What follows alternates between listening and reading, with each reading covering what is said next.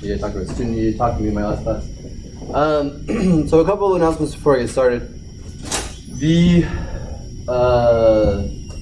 Someone asked me about homework 5, so apologies for not getting that to you sooner. So homework 5 is now posted. I could have just posted problems just from the book. I didn't need a PDF, but I wanted to keep the theme going. So there's a PDF, but there's no original problems from it. I think it's like 3 problems from section 6.1 and 2 from 6.2. So anyway, make sure you do those problems. Just check the PDF file and make sure you do those problems. It's due, I think I made it due on Tuesday. So I think it's due on Tuesday's discussion. It's not due tomorrow. If for some reason you guys are working over the weekend and you're like, this is really hard, can we have more time? Just feel free to let me know. I can move it to Thursday. I don't think it'll be that tough, but I don't know for sure. So if for some reason you're having trouble with it, let me know. But otherwise, due Tuesday. Mostly I just didn't want to make it the same day as the quiz. Okay, so today we'll start on 6.2. Are there any questions before we get started? Yeah. Are you still hosting virtual office hours? I haven't been lately. If you want me to, feel free to let me know. I don't know, did you mean like during my regular office hours time? Or so I haven't been streaming because no one seems to show up. But if for some reason you're like, hey, are you gonna do your office hours today on like Wednesday, feel free to just shoot me a line and I'll stream them. Mostly at some point, if no one comes to my office hours, it's really awkward to sit there with a camera on you for an hour. So it feels weird if no one's in my room. But people have been putting my office hours lately, so maybe I will start streaming them. But yeah, if you're interested in that, absolutely let me know, and I would be happy to do that. No problem. Other questions? I actually just submitted my proposal today. I actually asked for money from for non-Senate faculty, there's a professional development fund. So I actually asked for money for some more equipment to try and make them a little bit better, and also to go to a conference on accessibility later, so I can learn about making sure my streams are accessible. But anyway, so I did that today. So hopefully, I don't know. You probably won't find out I get any money until after this quarter is over. But in any case, feel free to let me know if you want me to stream those. I'd be happy. Okay. All right. Any other questions? Okay, so today we'll talk about 6.2 power sets. So, do you guys know what a power set is before you start? What's the power set of another set? Anybody ever heard of it before? The set includes all subsets. Yeah, it's actually the set of subsets of a set. So we talk about the power set of a set A. The power set of A is all subsets of A. So there you go. The power set, which we write using this sort of fancy math cow font, it's like math calligraphy. The power set is just all subsets of A. So the power set is a set of sets, right? The elements of the power set are themselves sets. Okay. So it's basically all, you can just write it as all sets B, which are subsets of A. In other words, if B is in the power set of A, if and only if it is a subset of A. Okay. So, for instance, find the power set of A for this guy that has elements, say, 2, 4, and 6. So, what is the first subset that you should always think about when you go to the power set? What's the subset that's in everything? The empty set. Yeah, the empty set is in everything. So the power set, I forgot to do the font. The power set of A, it should always contain the empty set. It should always contain the set itself, right? The power set of A is a subset of A, so it should contain A as well. But let's go, just do it by listing out the one element. It's basically, if you're trying to do this, just do it systematically. List the 0 element subsets, which is the empty set, right? 0 elements. Then list the 1 element subsets, then the 2 element subsets, and then finally the 3 element subsets. If it's a so the sets in here would be 2, 4, and 6. So make sure if you're doing this at home, put brackets around those numbers to show that it's a set, right? This is the set right here. This is the set consisting of the element 2. This is the set consisting of the element 4. And then we need the 2 element sets, so 2 and 4, for instance. 2 and 6, and then 4 and 6. And then finally we need A itself, so you could just list A if you wanted right there. So obviously A is 2, 4, and 6, but that's it. Okay. Any questions on that first one? What why don't you guys try, so problem 2 here is designed to be tricky, but why don't you guys try it? It's not that tricky, but it's designed to be tricky. So give it a try. Take a moment, work it out.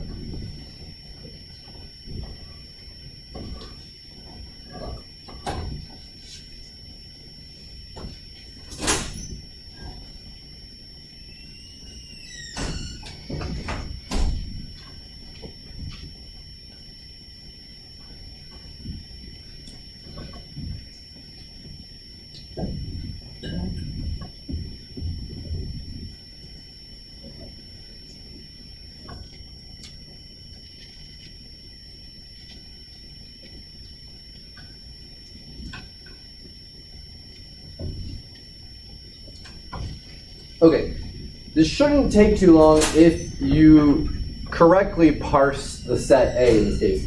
So set A in this case only has 2 elements. Basically, there's 2 elements in A. There's this element, which is a set, and this element, which is something else. Okay, so there's only 2 elements. So basically what you have is that you have, this is an element, and then you have the C, which whatever that is, this is another element. So A itself, capital A, the set capital A, only has 2 elements. So the power set of A, again, it should be, start with the empty set, then it should be the set containing the sets that have 1 element. So you don't want to write just this, because that is not a set, that's not a subset of A, that is actually an element of A. So you actually want to double bracket it. Now it is a subset of A. And then you should also have the subset that contains C, and that's it. And then capital A would just be, everything. So that's the answer. So we only have four subsets. Empty set, the set containing this 1 element, which is why we double bracket it, the set containing this element C, and the set containing both of them, which is A. Okay? Any questions here? Does this make sense?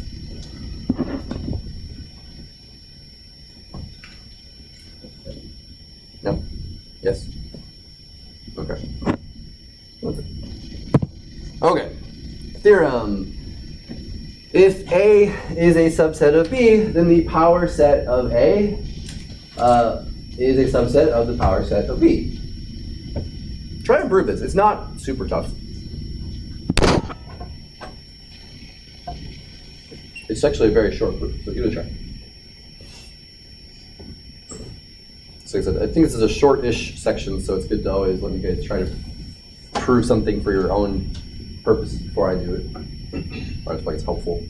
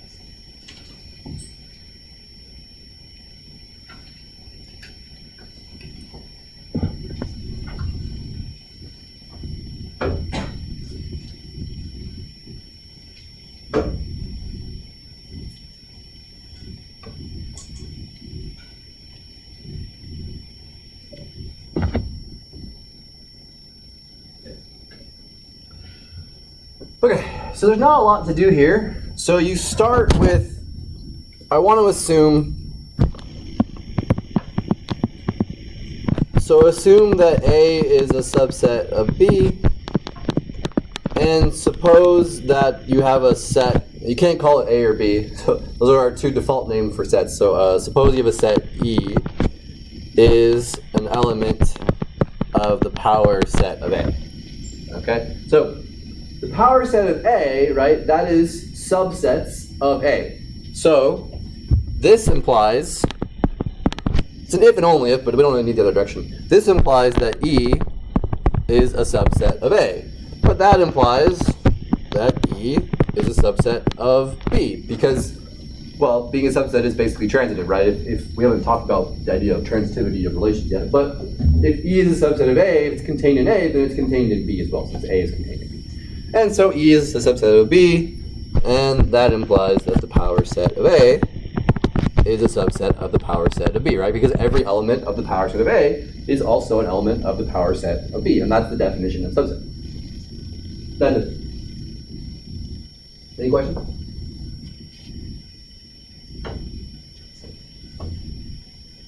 Oh yeah, you guys had your exams back yesterday, right? You came back? The average ended up being a lot lower than I actually thought it would, based on my 3 problems that I graded. I graded those first, and I thought, oh, this is going to be a pretty good average on this exam, and then it was not as good as I thought it would be. It was like a 60%. So I think I will end up giving you guys, well, the 2 problems, so 2 of the 3 problems that I actually didn't grade involved sort of subset proofs. Like you had to show, they were usually, I think the first 2 problems on that exam were both basically doing some kind of set equivalence, like 2 sets are equal, which means usually you do that by saying, okay, well, if A is equal to B, then A is a subset of B, and B is a subset of A. So I haven't had a chance to like talk to James about it. He emailed me, but I'm assuming that means you guys probably had problems with those. What was the 3rd problem on there? Oh yeah, the thing with the limits. I don't know. How do you guys feel about that one? Negating the definition of limit. Okay, you're not gonna answer me. It's just the hidden qualifier. The hidden quantifier. Yeah, so I thought that one wouldn't be. We did continuity in class, right? And that's a very similar definition. It's almost the same thing. So I was hoping that you guys would remember that one, but I don't know. Anyway, I'm going to add some bonus points. At some point, I'm just going to figure out what I want the average to be, and I'll probably just curve it up by giving you all a few extra points. Okay? Fair enough. All right. Any questions about that, by the way, before we move on? Yes. So, like, what is that? The E is a subset of B. To like add the like E is in that B. How was it? Oh yeah. Sorry. I don't know why I didn't. That implies yes. Thank you. I don't know why I sort of just mentally skipped that. Yeah. So that means that E is an element of the power set, right? So if E is a subset of B, that means that E is in the power set. So it's an element of the power set. So it's fairly important to understand the difference between element of and subset in these sort of contexts, right? E is a subset of B, that means it's an element of the power set. So don't get those 2 things confused, right? You don't want to write, well, E is a subset of B, so then E is a subset of the power set. That wouldn't be true, right? If E is a subset of B, it's an element of the power set of B, okay? So you have to have those 2 things distinguished in your head. They're element of and subset of different things in this case, okay? Any other questions here? Good question. Or thanks for reminding me that. We're okay? Okay. All right, so cardinality of power sets. So how are the cardinality of A, a set A, suppose A is finite. Turns out this relationship that we'll find between the cardinality of A and the cardinality of the power set, turns out this relationship is true even if A is an infinite set, but we have to talk a bit more about cardinalities of infinite sets and how to kind of talk about them, which comes up in the last chapter of our textbook. So for now, we'll just assume that suppose A is a finite set. So if the cardinality of A is 0, well, in that case, right, if the cardinality of A is 0, it is the empty set. So what are the subsets of the empty set? Just the empty set. So what is the power set? The power set of the empty set is the set that contains the empty set, right? So the power set of the empty set is not empty itself, which is interesting, right? The power set of the empty set is a set which contains one element, the empty set. Does that make sense? It's sort of a weird idea, right? But the power set of the empty set is one thing. It contains one element. So if the cardinality of a set is 0, then its power set has one element. If the cardinality of a set is 1, right, then it's a set containing one element. So what are the subsets of this? Well, just the empty set and A itself, right? The only subsets of A are the empty set and the set containing that lowercase a. So the cardinality of this power set is 2. If the set A has 2 elements, right, then you could write it as, say, lowercase a and lowercase b. So what are the subsets again? Think about subsets. So it has to be the empty set. Each one element subset, right? There's 2 one-element subsets. There is going to be 1 2-element subset, which is A itself. So the power set has to be 4 elements. If you can keep doing this, it gets more complicated as you go along. If, how did I not have a little, okay. Pretend there was a little blue triangle there.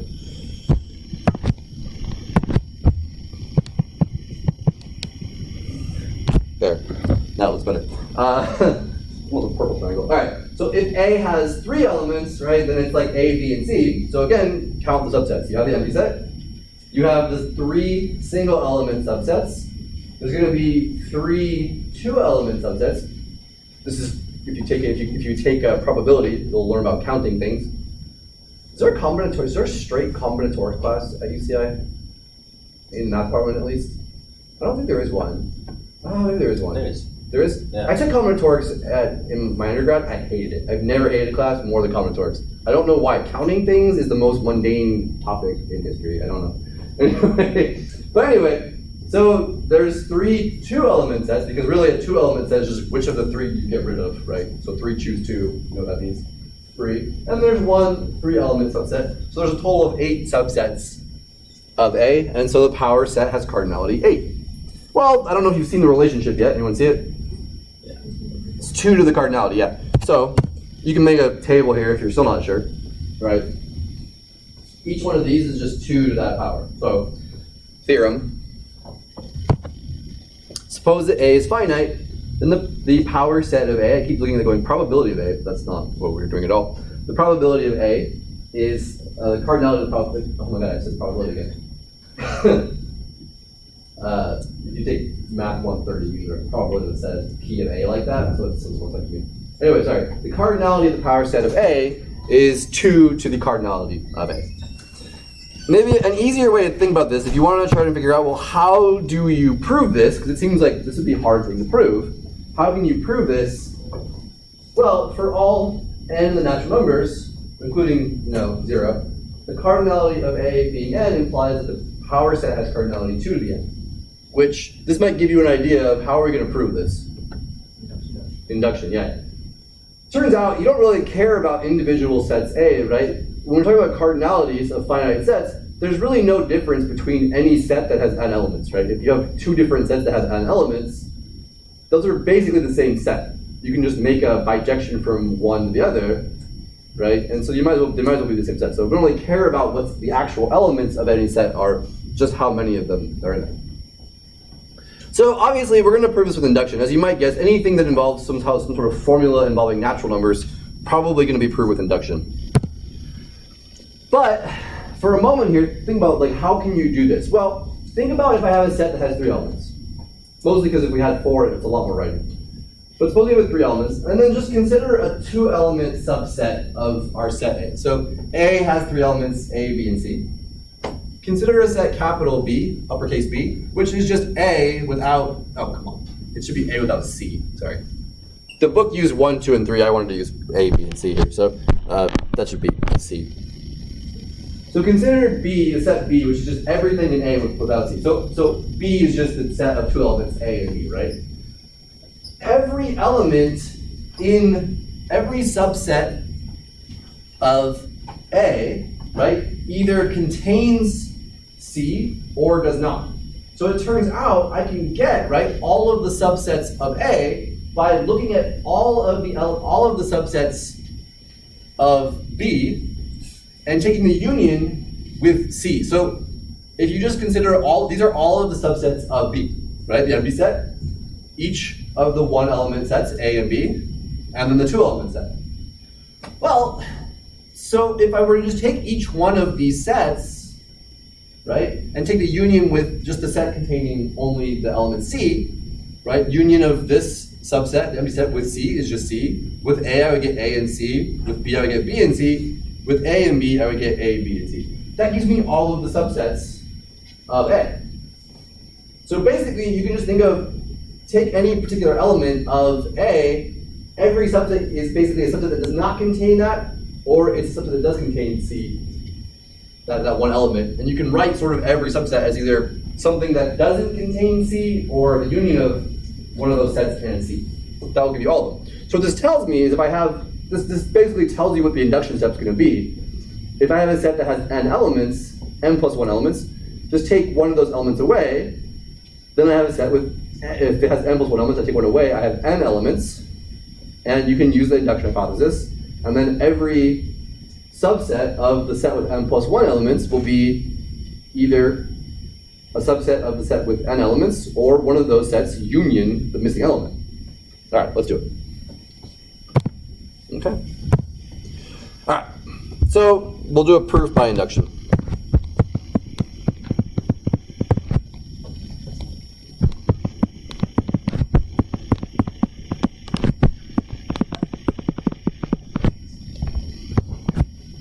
I'll just let you do the proof by induction first. Yeah, let's do that. Let's give you guys a few minutes to work on it.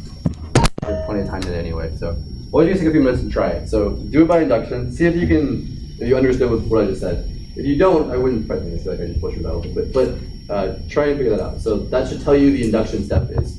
You're going to suppose that the formula works for any set with n elements. Show it works with n plus 1. You do that by just removing one element of the set with n plus 1 element.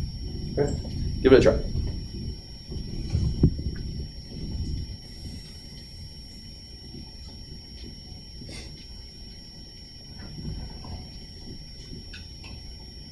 So basically, it cannot be an empty set. Well, I mean, you should definitely. No, I mean it works with. So the base case should be just 0, right? You only need the one base case. So it's not a strong induction proof. It's just a regular induction proof. So the base case will just be suppose, and since we're doing this not on induction on the natural numbers, we're doing it on the induction on the non-negative integers. So start with the base case as n equals 0. Then just assume that n has greater than 0 elements, greater than or equal to 0 elements. It works. Oh yeah, someone, I don't know who emailed me. One of you guys noticed there was a small error in one of those strong induction proofs where I just said, okay, for the induction step, suppose n is greater than or equal to, and I made it 1 bigger than it had to be. I noticed later when I just checked my email for my my YouTube account that I'm posting lectures to, it's just a professional Gmail account that I made for just literally for doing professional stuff, teaching stuff. So I don't always check the email for it because I'm not really expecting to get anything important from those emails. Since if you want to email me, I'm assuming you're going to email my UCI email. So if you have a question about those, don't submit comments to the videos. Maybe just email me directly, and I'll let you know the answer. Okay, because I'm not checking the comments very carefully on those videos. Okay.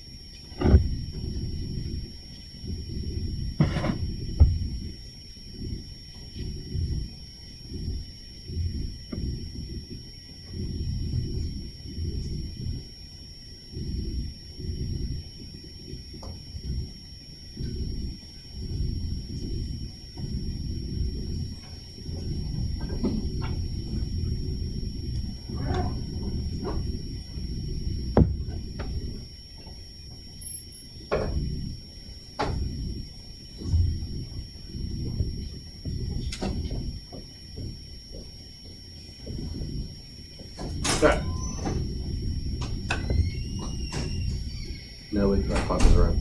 All right, so proof by induction. So I already told you what the base case was. So we'll just say, suppose we have the statement.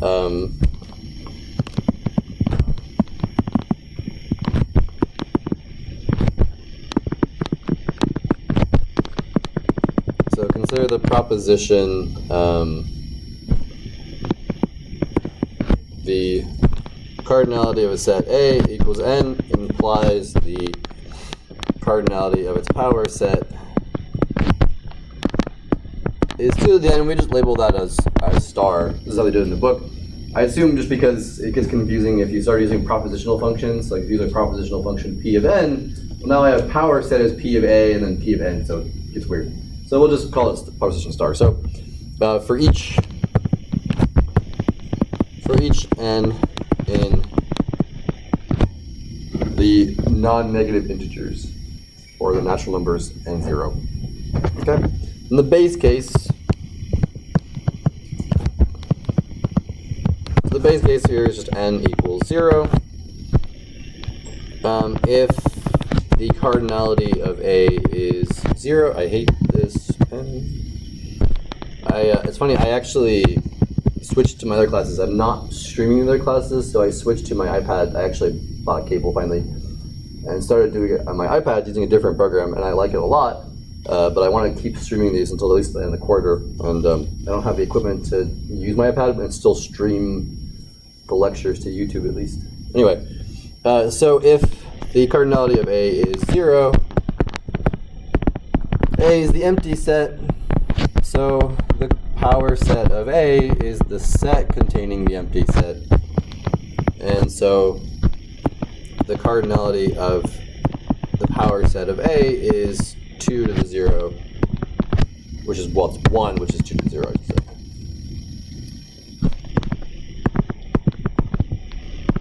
Okay, so proposition star holds for the base case. Okay.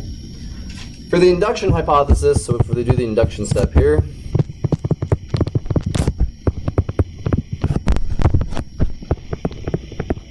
so suppose star is true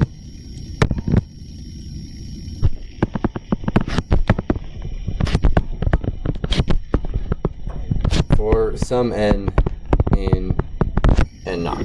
Okay, so let's fix n. That is, if the cardinality of a set is n, then the cardinality of its power set will be 2 to the m. Okay? So, let B be a set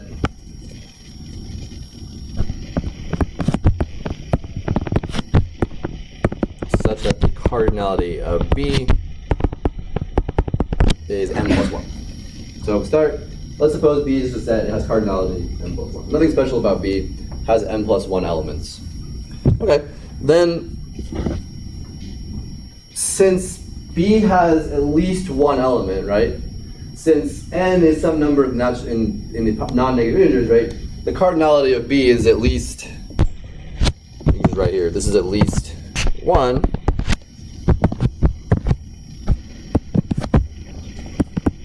So let B be an element, let lowercase b be an element of uppercase b.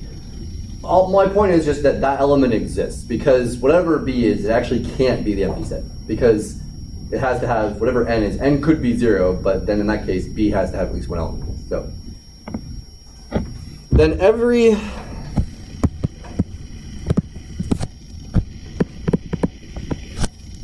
then consider, let me just add a new slide in here. I don't think I have an extra slide.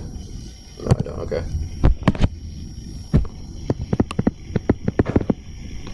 Consider the set A, which is the set we get. Sorry, consider the set A, which is B minus its that one element. Okay. All right. Then there are two types. Okay, so I say that the cardinality of A is just n. Right. Then there are two types of subsets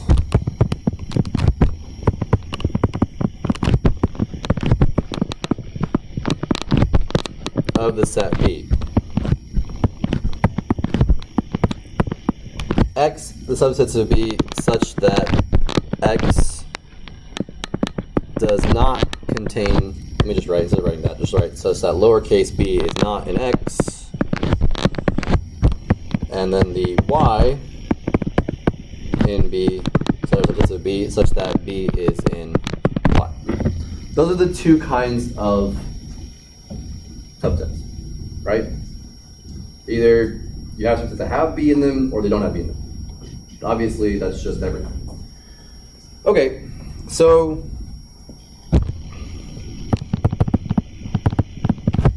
every subset of A corresponds to a subset of the first type.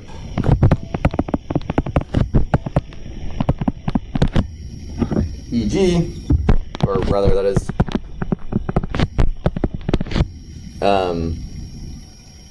the number of sets, actually there are n subsets, or sorry, 2 to the n subsets of B such that that do not contain or do not have that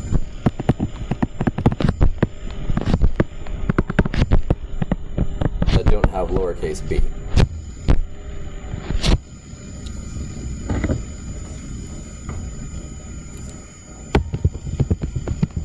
Let me read this just to make it a little more clear.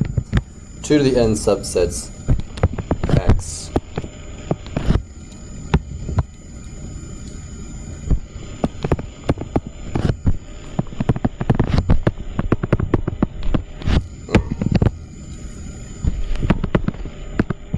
okay.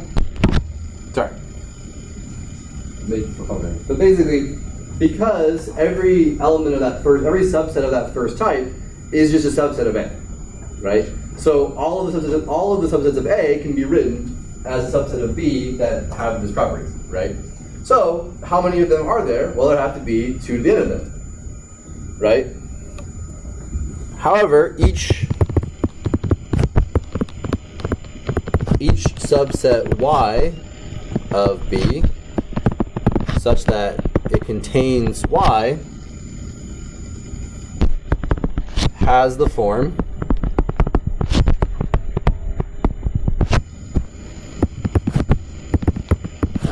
X union the set containing only that element B, where B is not in that subset X, I should say where X is not a subset of B. X is a subset of uppercase B, and lowercase b is not contained in that set X. Okay. Well, so how many of these types of sets are there? There's 2 to the n.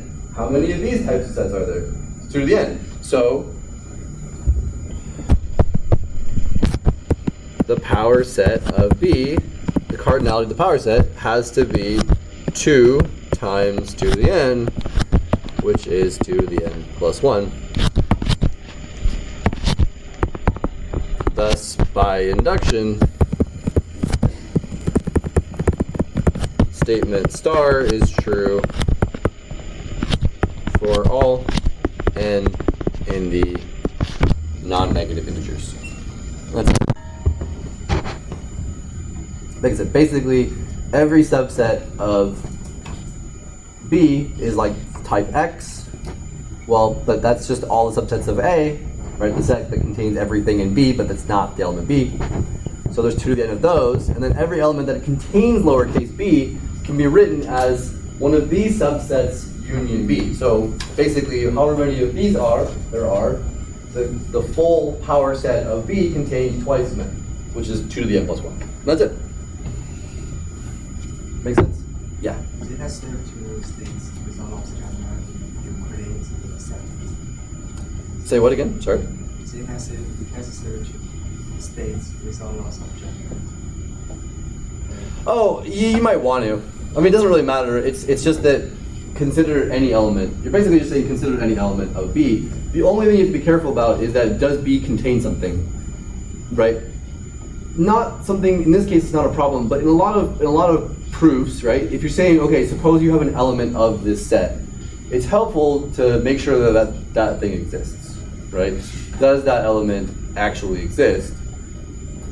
In this case, it does, right? Because whatever the cardinality of B is, it has to be at least 1. So we're going to assume it has n plus 1 elements in it, where n can be any number between 0 and whatever, right? Where n is any non-negative integer. So B has to have at least 1 element, so I can simply say that let B be an element. I can say let lowercase b. I don't know why we use this thing. It's so annoying to say out loud. If I just use different letters, like a different letter for an element than for a set, it works really well in print when you're reading it, when you're actually saying it out loud. It's a real pain.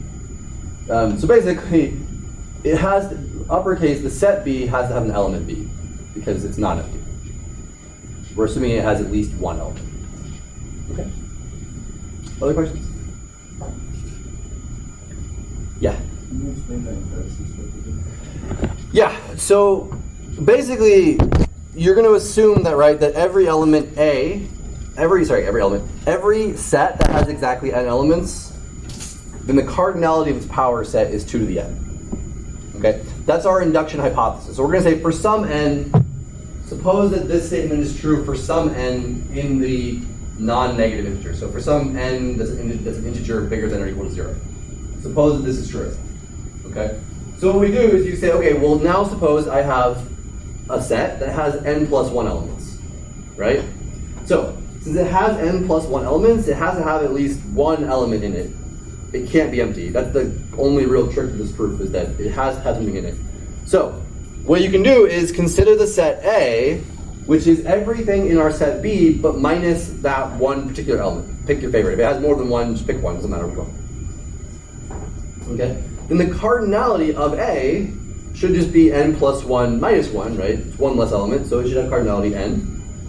And so what you can do is say, okay, well let's examine all of the subsets of B. There's 2 kinds of subsets of B. The subsets that have lowercase b and the subsets that don't, right? So any subset that doesn't have lowercase b, that is a subset of A, right? So how many of those do there have to be? There have to be 2 to the n, because we're assuming in our induction hypothesis that as long as a set has n elements, the cardinality of its power set, right, the number of subsets it has is 2 to the n. So since A has n elements, A has 2 to the n subsets. So how many subsets does B have that don't? How many subsets does B have that don't have that lowercase b in them? It's got to have 2 to the n of them. Does that make sense? Okay. Now, if you consider all of the elements that do have B in them, every set that has B is B and something else, right?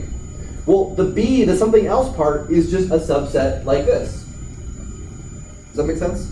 Because think about the element B. B is not in the set capital A, but everything else is. So whatever a subset Y that contains lowercase b, whatever that subset looks like, it has to be, has to be a set X union the element B, basically. The set containing the element B.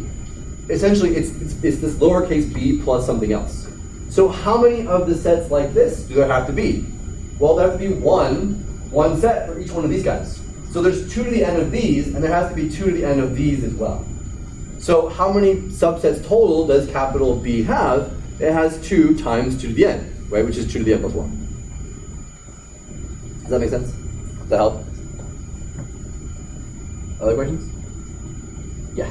So I'm still confused about because X is a subset of B, Uh-huh. B is a subset of A, so X is a subset of A. So because you assume the cardinality of this one is 2 to the n.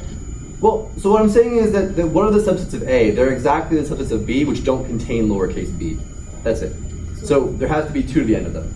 But you don't need to state that X is a subset of A. No, I mean, it is a subset of A. There's a correspondence there, basically. It's any subset of A is one of these guys. That's it. Okay.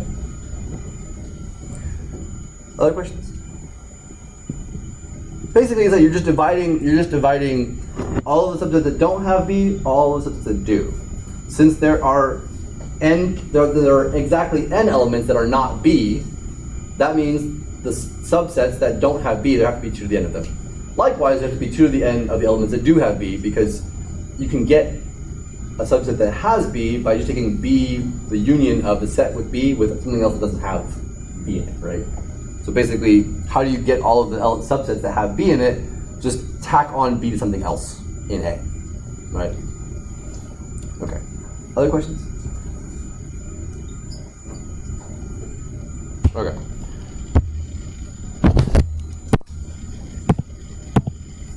Oh, why is it not going away? Go away.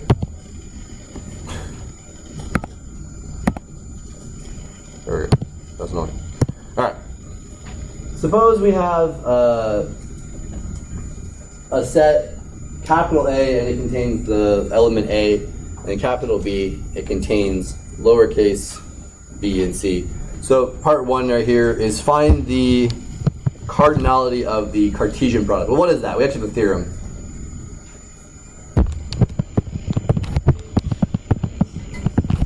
What's the cardinality of A times B? Yeah, it's got to be 2, right? Remember, it's just the cardinality of A times the cardinality of B. That was a theorem that we had in the previous section. We did that on Friday. Okay. You can just find, if you have a Cartesian product of 2 finite sets, then the cardinality of the Cartesian product is just the product of their cardinalities. Okay, well, so 2, you can just use the previous one, right?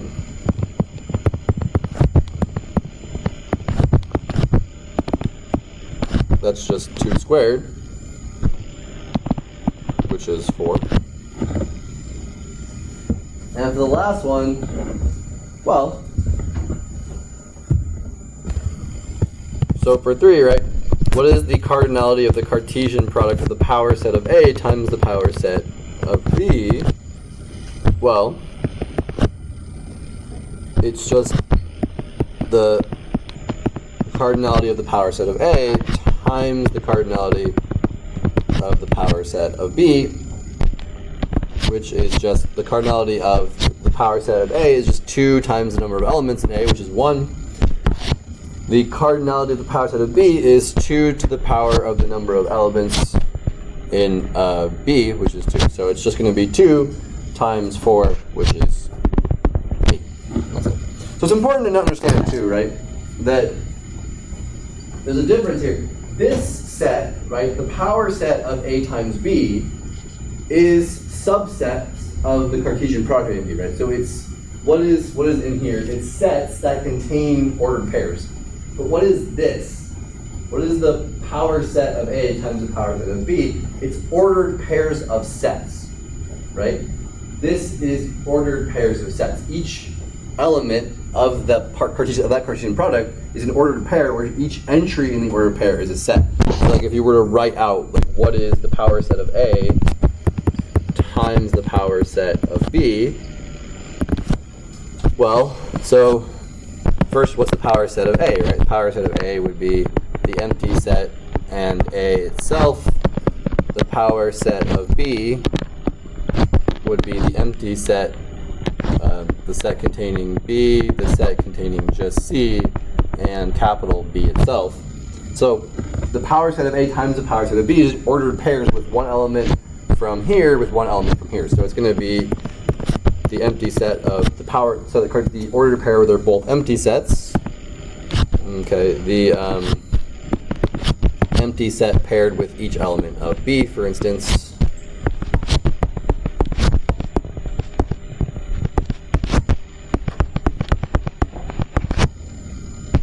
Okay, and then pair off A with each one of the elements of the power set of B. So then it'll be A and the empty set, A and then the element, the set containing only B, then A, the set containing only C, and lastly the ordered pair A, B.